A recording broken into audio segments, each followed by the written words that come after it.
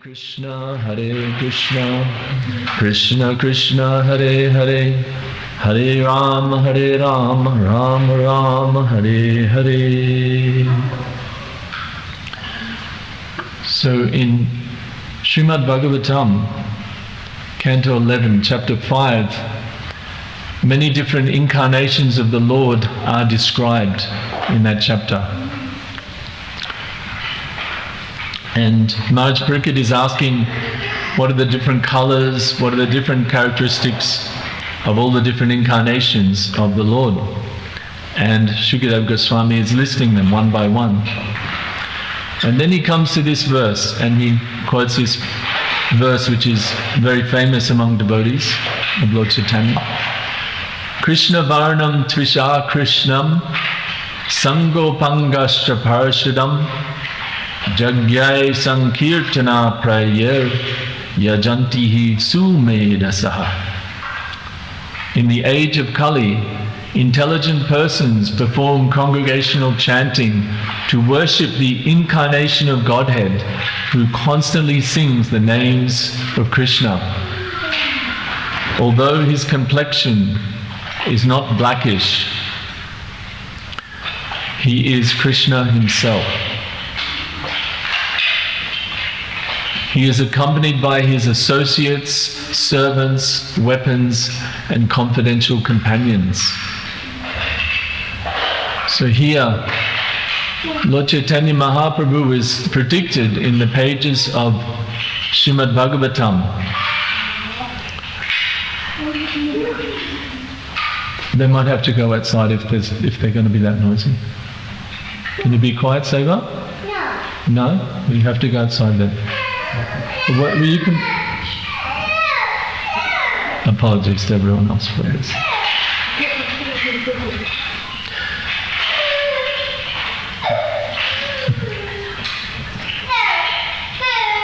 Sorry. The dangers of... It's very nice that the kids come for Bhagavatam class sometimes. You made it worse. Yeah, exactly. I should have just said nothing, right? How embarrassing. What's that saying? The road... Okay.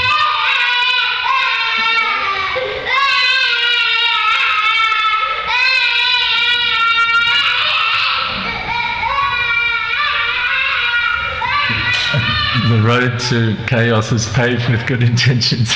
There's one example. He's okay. He's a very expressive young boy, so have no fear. He's fine. He's good, believe me.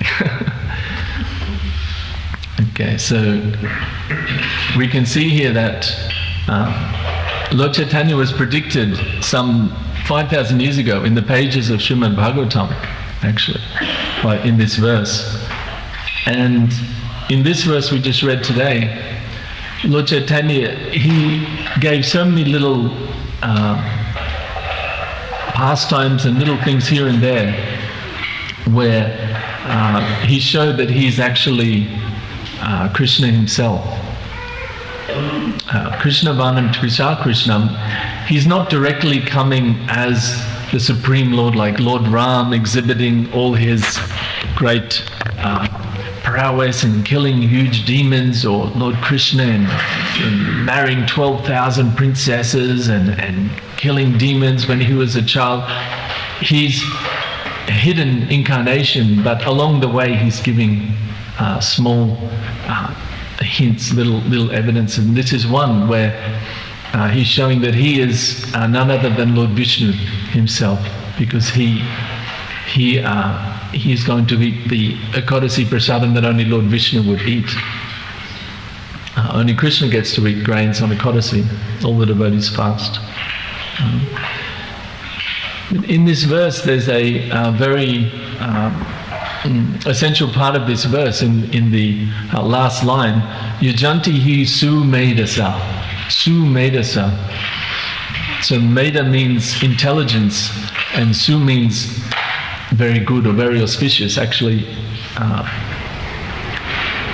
just like Srila Prabhupada gave the example, like Bhadra is the potency of the material potency of the Lord, and Subhadra is the Yogamaya, the spiritual potency. So Su doesn't just mean good, it means auspicious or something spiritual, something that's good for all good. And so this Su Medasa means an intelligence that is broader, and in fact Prabhupada translates intelligent persons. Prabhupada translates as intelligent persons, but it's a very spiritual intelligence. And in the Srimad Bhagavatam, further in the second canto, there's another verse that talks about this intelligence that's required to actually worship Lord Chaitanya, to actually practice Krishna consciousness, because there's many different kinds of intelligence. I was watching a documentary recently about the development of the IQ system and how this test for intelligence can predict people's success in later life, in economy, how much money they'll have, how successful they'll be materially, all of these different things. But the Srimad Bhagavatam is talking about a different kind of intelligence that includes that material intelligence also. Devotees are very expert, but it's a broader intelligence. And in Srimad Bhagavatam's second canto, Parikshit Maharaj is saying to Shukadeva, what is the duty, what should one do who is about to die? And Shukadeva Goswami goes through all of the things that you can achieve by worshipping different people. You can, worship the sun for health. You can worship this demigod and that demigod. But at the end of it, he comes to it and he says, this verse, Akama sarva kamova moksha kama udaridi tibrena bhakti yogena yajeta purusha param. Right? That a person who has broader intelligence, whether he be full of all material desire, without any material desire, or desiring liberation, must by all means worship the Supreme Whole, the personality of Godhead. So here this concept comes up again of the intelligence, and in this verse, Udara Di, Prabhupada translates Udara as broad intelligence. And elsewhere Prabhupada translates this Sanskrit word Udara as being liberal, magnanimous, generous, broad-minded. So it's a very liberal kind of intelligence. It's not a narrow intelligence. It's not the intelligence of someone who can focus on one particular part of the material creation and become expert at manipulating that and become very rich and famous through manipulating a certain part of the material nature. That's not the type of intelligence that's being described here. This is the broad intelligence, a magnanimous intelligence, a very liberal intelligence, a generous intelligence. So an intelligence that can take in the entirety of existence, can, as much as we can, of course we're a very small spirit soul, but an intelligence that can understand the bigger picture, the end result, the goal of, the ultimate goal of life, right? And Krishna gives us this very early in the Gita. Dehino asmin yatha dehe komaram yovanam jara tatade hantara praptiya dhiras tatra namuyati. He says that this person, the actual person, the experiencer that is experiencing things, they're traveling from childhood to youth to old age, but that's the same person, the consciousness that's experiencing things is traveling through those changes of body, and then at the end of body they also travel into a new body. And sometimes now the concept of AI or artificial intelligence is becoming very prominent as it develops further. But there'll always be a difference between a person and the artificial intelligence, in the sense that a person can experience things. A person is having an experience. So we're all sitting here now. we're having an experience. There's a certain season, certain temperature, the air, there's certain sounds and smells. We're seeing what's here. So that experiencer, the one experiencing things, that is actually our identity. Krishna is giving in Gita. And to have real intelligence means to be able to act and make plans and discriminate on the basis of the welfare of that, our real identity. We can make plans based on our body, our career, our family members, our business, so many different things. But these are incomplete plans. And this kind of intelligence and plan making will not lead to ultimate happiness. It cannot, because it's dealing with temporary things, temporary situations. Right? So this udaradi, this broader intelligence, looks to the bigger picture, that we're a soul traveling through this universe. We're taking thousands of lives, one after another. And in a very real way, when we talk to someone, or when we consider our own situation, our own karma, our own conditioning, we're not a person, but we're the sum total of thousands of people. We're the sum total of thousands of lifetimes that we've had. Right? And to get out of that intricate mesh of karma, of actions and reactions, we have to have a broad, we have to make plans. And the intelligence is about making plans, about discriminating, thinking memory is a function. Oh, I did this, I suffered, I did this, that was good, I'll try to do that. This is all intelligence. Right? So to get out of that complicated mesh of unlimited reactions, we have to have a very broad intelligence, and this is required, and is described by Bhagavatam, that those who have that broad intelligence will actually worship Sri Caitanya Mahaprabhu in this Kali Yuga. Yajanti hi sume yasa.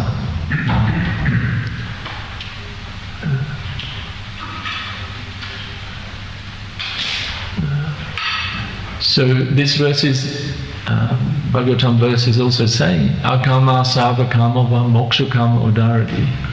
Tibrena bhakti yogana. It says that our karma, whether one has no desire, or sava karma, one has all desires, or one desires liberation, they should still worship Krishna. So we hear that we shouldn't, but this verse is saying if we have some desire, then we should worship Krishna. Right? Even those with desire, they should worship Krishna. Then we think we shouldn't, but then we hear we shouldn't approach Krishna for material things. Yes, we shouldn't. So how are these two things, they're seemingly contradictory instructions, how can we reconcile them? So one way is to understand what is the difference between these instructions, is that we shouldn't have a business relationship with the Supreme Lord. This is Kama Mishra Bhakti. We shouldn't say, I want this, I'll go to the temple, I will do this, offer this to you, and you please give me, X, Y, Z, whatever it is. We shouldn't be like that. But also we shouldn't go to others for fulfillment of material needs. We shouldn't approach others as devotees. We should ask Krishna in a mood of surrender. That, my dear Lord, I have this material desire, please, it's getting in the way of my service. If you so desire, please fulfill this desire, give me this position to serve you or whatever, or otherwise remove it from my heart, that I also may peacefully serve you and increase my devotion to you. In the preface to Chaitanya Caritamrita, Srila Prabhupada writes about the 6 symptoms of surrender. Srila Prabhupada writes, a pure devotee is a soul who is forever surrendered to the Lord, just as a child is surrendered to his parents or an animal to its master. In the surrendering process, one should, number one, accept things favorable for discharging devotional service. 2, reject things unfavorable. 3, always believe firmly in the Lord's protection. 4, feel exclusively dependent on the mercy of the Lord. 5, have no interest separate from the interest of the Lord. And 6, always feel oneself meek and humble.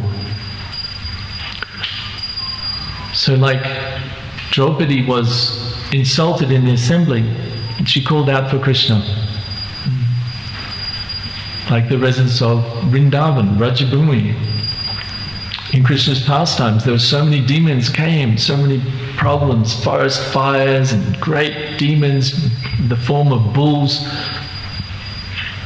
and horses and flying in the sky, all kinds of things. And they called out to Krishna. So they always called out to Krishna for protection. They called out to Krishna to help them. Once when Srila Prabhupada was in Vrindavan and they first built the temple,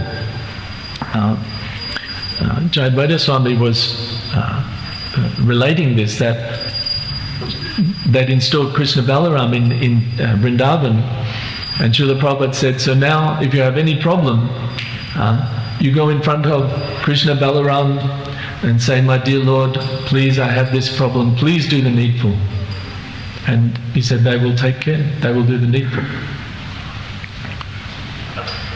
So this is the difference between having a business relationship to saying with the Lord, I want this to enjoy, that's a business relationship, to saying, my Lord, I want to serve you, and to serve you, I have this problem, I have this issue with this other devotee, I have this issue with something else in my service, I have some problem, and going to the Lord and asking, always taking shelter of the Lord, is actually one of the 6 symptoms of surrender, right? Feeling exclusively dependent on the mercy of the Lord. So this is the glory of Bhakti Yoga. When one has that broad intelligence, they can apply themselves to this process, right?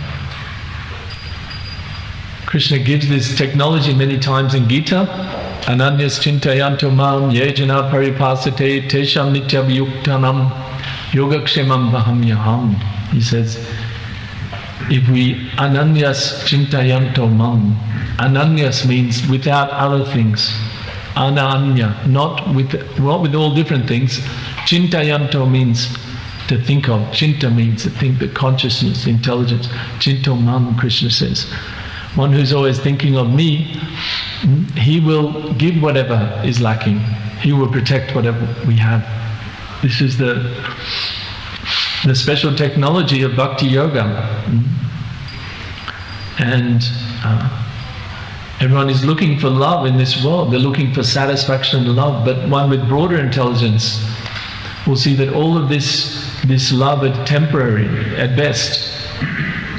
And only the developing this love of God, it's dormant in our heart, but it's there.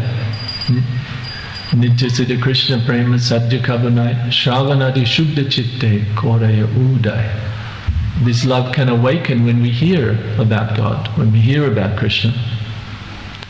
That love of God can awaken, and that is the real love. And Lord Chaitanya has come to give that love.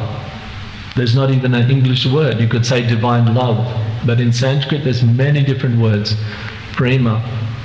In Sanskrit they distinguish prema and kama. Kama is love of the material world, lust of the material world. And prema is love of the spiritual world. They distinguish.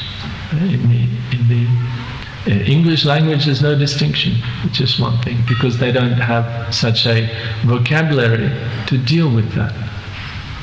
In the history of English, there's not the detail that go into this, who is God, where he lives, what he does. But in Sanskrit we find all these things. So Lord Chaitanya has said that. And he's also said, as we say in the 6 symptoms of surrender, he said, develop your love, but always remain humble and be careful not to offend others, because this is the only thing that can stop the development of love of Godhead. Number 6, always feel oneself meek and humble.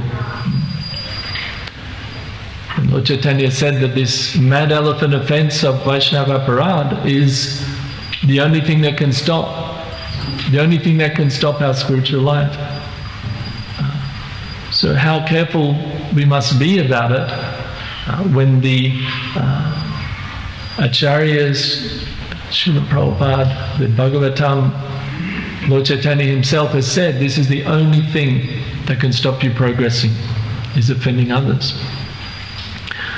And we find that becoming offensive, it comes from being proud.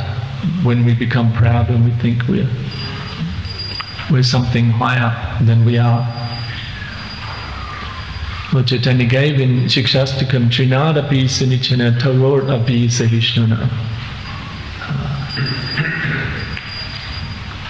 Recently one devotee was telling me that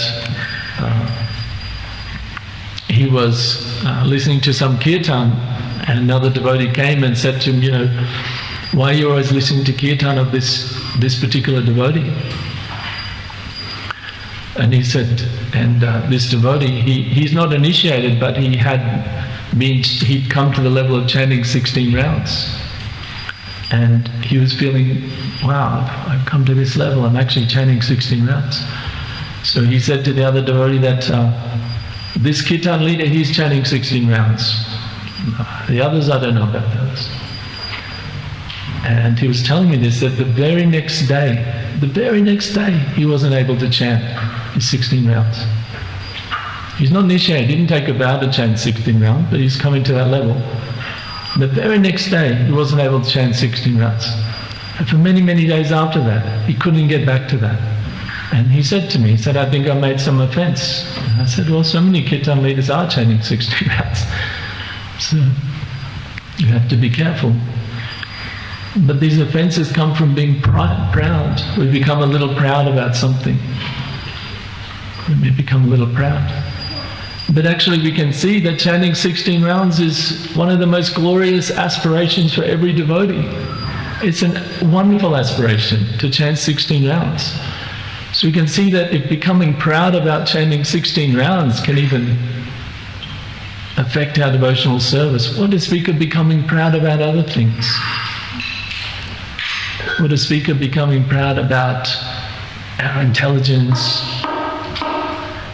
proud about our position, proud of our money, proud how nicely we can play the instruments, proud about how well we dress. How much will that pride take us away from Krishna consciousness? Just last week I was talking to my 5-year-old daughter, and she's always comparing herself to her brother who's 7 and saying that I do this so well, I do this so well, he can't even do that, he can't even do that. And I was explaining to her that everyone can do something well. Everyone can do something well. So if we just focus on what we can do well, if we focus on that, then naturally pride will come. But that's a certain karma we develop. If somebody's very, very tall and they get proud about that they can pick the fruits off the tree that the short people can't, how silly is that?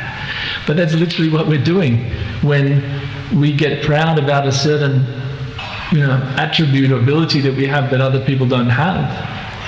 That's just the particular karma that we've developed in this life. But actually, the acharyas say we have to find what's the good in everyone. There's even one famous American president, not sure which one of the early ones, who had that saying that I find every man is my superior in that I can learn from him. I can learn something from him. I can learn. So this is that position of staying humble, not becoming proud. And we have an incredible, example of Srila Prabhupada. Those that was so fortunate to meet Srila Prabhupada in person. They all attest to this. And we second generation devotees, we can watch, there's so many videos, we can hear Srila Prabhupada talking in lectures, we can read his letters. And his humility was just a shining light that just attracted everyone. Although he had such exalted consciousness. I was recently listening to a remembrance by Rupanuga Prabhu, one of the very early devotees in New York. And he was saying at a certain point, Prabhupada was in the airport, all the devotees are sitting there in the airport, and the airport management said, oh, actually all the passengers about to sit in all these seats, can you ask the devotees to leave? So he called out, he said, oh, all the devotees, they have to get up and move. Srila Prabhupada got up. He said, no, not you, Srila Prabhupada. I remember once Ramai Swami was giving a class in Brisbane many years ago, describing how Prabhupada, there's a big line to go to the bathroom, and so Prabhupada's standing at the end of the line. He's the acharya of this whole society, but how he just felt himself. And actually, another remembrance, recently I was listening to that, one devotee said how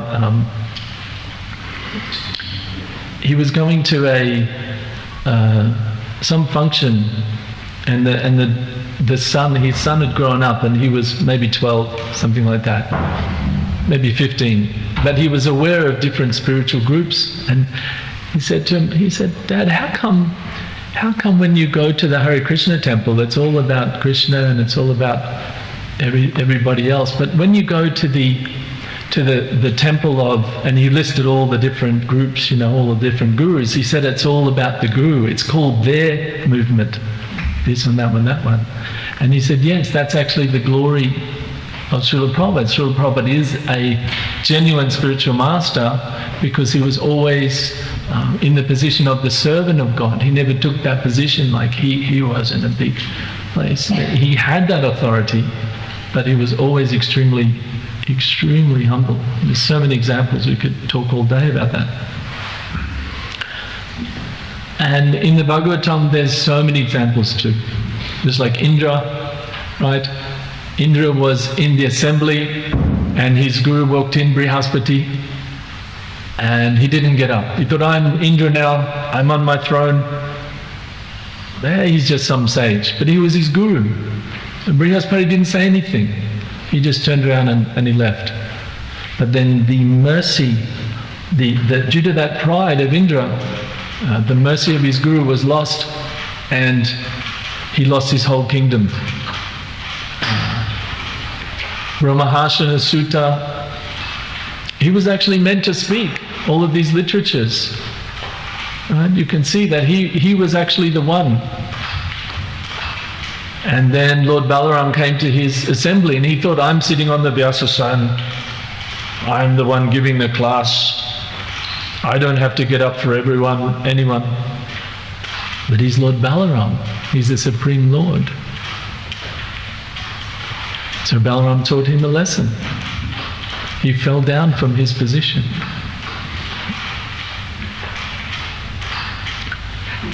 Even the gopis of Vrindavan, we can read in 10th canto in Krishna book that during the Adi-lila, at the point where the gopis became just a tiny bit proud. Wow, we are so fortunate. There's all these people in the world and we are here with Krishna. What happened? Krishna left. Right? So what happens when pride comes in our hearts? When that pride comes, and Krishna takes his mercy away. Krishna's not happy. It's personal. Krishna is a person. And when that pride comes, Krishna's not pleased to give his mercy. We lose the protection, the mercy of Krishna. Srila Prabhupada never lost Krishna's mercy. Srila Prabhupada never became proud in the slightest. He was always dependent, although he did incredible things. The whole world, things have just never been done before, taking on a huge scale. Other people just couldn't conceive of, but still he would say, oh, this is the mercy of my spiritual master, He never became proud. he from Kuliagram told Lord Chaitanya, when he came back, he realized, when Lord Chaitanya Mahaprabhu came back into Bengal, and he said, with this mouth, I blaspheme your devotees, I don't know what to do. And Lord Chaitanya said, the only remedy for the poison of criticism of Vaishnavas is with the same mouth to give the nectar of glorification of the Vaishnavas. So you glorify the devotees, serve the devotees and glorify them, and then this offense will be nullified.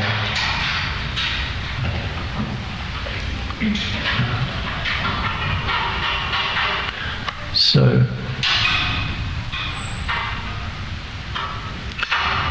recently one devotee was talking to me about how they had some difficulty with another devotee, and they went to that devotee and said, something along the lines of, you're upset with me, or what's wrong with you, why are you, something like that, why are you doing something like that, something along the lines of that. And I thought I'd share today something that I said to that devotee, was that when you have a relationship between people, it's a third thing. There's three things. There's yourself, there's the other person, and there's the relationship between the two of you. And if you find that there's a lack of respect, there's a lack of appreciation in that relationship between the two of you, you can actually put that in. You can actually give a lot of respect. You can actually give appreciation. And that relationship is what sits in between the two of you. Does it make sense? There's three things. There's you, the other person, and there's the relationship. And you can actually put into that relationship. And when that relationship has more respect, has more appreciation, it goes both ways. It goes both ways. And that's a very effective way. And of course, we talked about intelligence. We act with intelligence.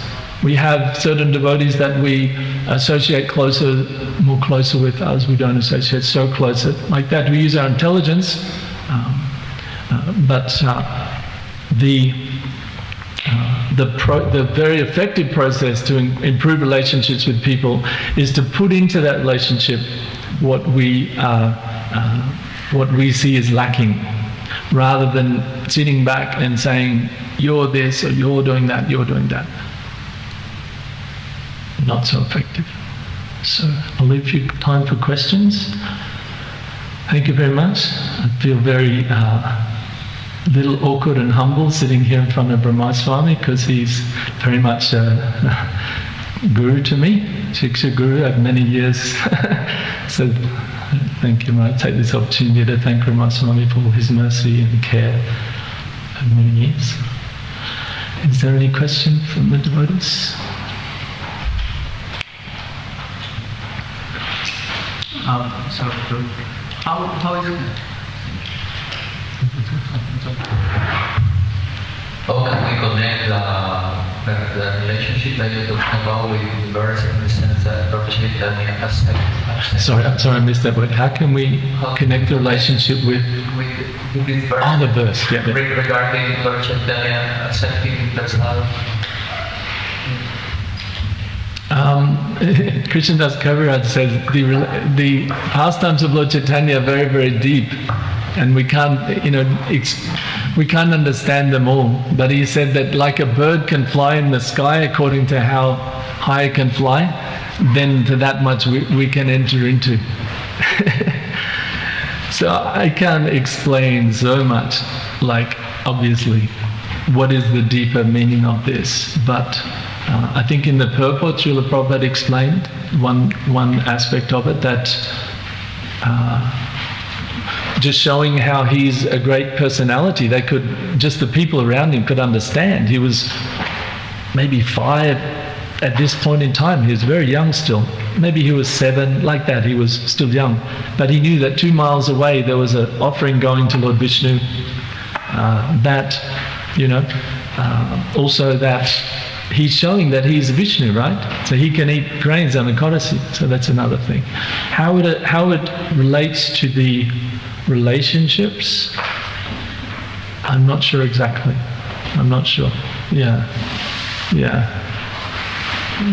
Is anybody else has how it relates exactly to the relationship? I mean, they're all loving relationships, but